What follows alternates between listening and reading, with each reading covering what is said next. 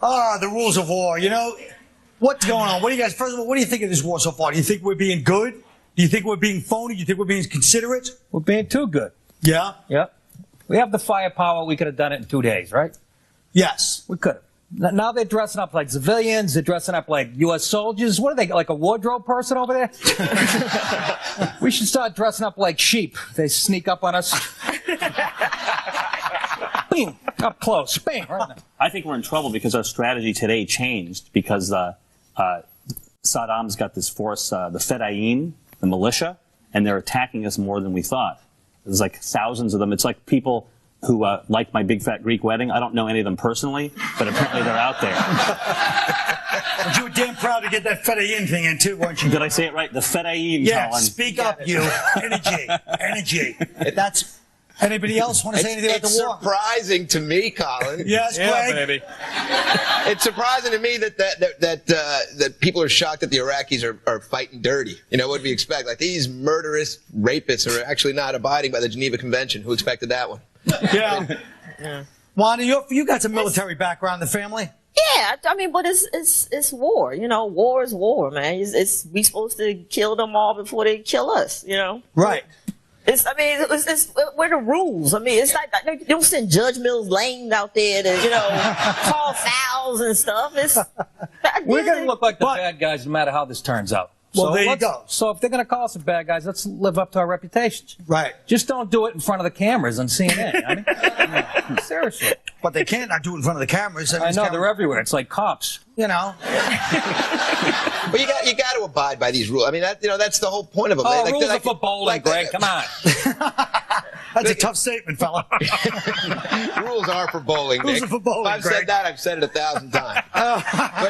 But no, I mean, the Geneva Convention, it is a little surprising that these rules exist, where it's like, hey, you can blow each other to pieces, just don't put anybody on TV. You know, that seems a little weird. But on the other hand, you know, they work for both sides. And the whole point is you want to encourage people to surrender. You want them to be guaranteed of safe treatment because you want them to put down their arms and surrender. Sure, but then they're using even that. If you have Iraqi soldiers dressed like civilians pretending to surrender, or dressed like civilians, and we're abiding by the rules, then they shoot at Americans. They've killed a number of people. That's not gonna work for long. I mean, it's they're using they're using the fighting your big brother style of fighting, where you're like, I give, and then he lets go and you punch him in the stomach. You know, but ultimately, in the long run, you only get your ass kicked worse. Sure, in the long run, but the question is, who's our responsibility to?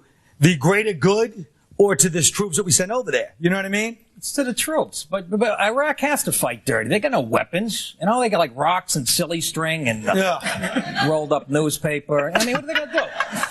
They put putty on the newspaper. Yeah, exactly. Also, you got to put yourself in their shoes. I mean, if you're, not that they're right, the thing is, but you're being invaded. You're fighting for your life. I mean, look at the way people feel in America about the Mexicans coming over here, and they're just armed with like dirty Ms. Pac-Man baseball hats. You know, Ms. Pac-Man. But it's true, and the truth is, when you're in a fight, if you've ever been in a fight where somebody was bigger than you, it was like, okay, keep it fair. Keep it fair. The guy's already bigger than you. You're going to reach for like whatever's around to hit him with, you know? No, that's if you're Irish and drunk, Pirate. That's true. I think civilized people try to work out disputes verbally. Yeah. Or legally. Yeah. But the thing, these people, they want to be liberated, right? I mean, Yes, that's the they whole want to thing. be We're supposed to be liberating them. If somebody comes to save you, you don't pop a cap in their ass. You know, oh, help me. Wait a minute. Your people do. Come on. Somebody. We don't get a chance. They get us first, man.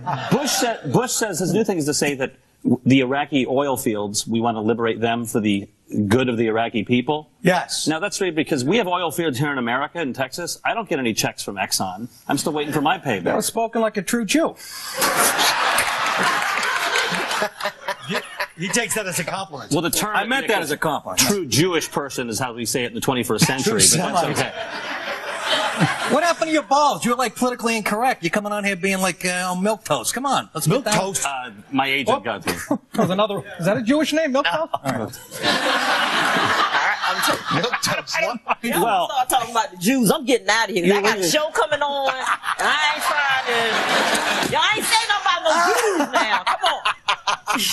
I spoke to got a show premiere tonight. And I don't. Well, it's that one last Jewish reference. You think that's the way to win them over? Absolutely. You know, I think we need Nick to go see The Pianist. He might, I saw The Pianist. lighten That up guy got Best Actor, and his nose should have got Best Supporting Actor. There you go. You expected it. I'm giving it to you. Oh my gosh.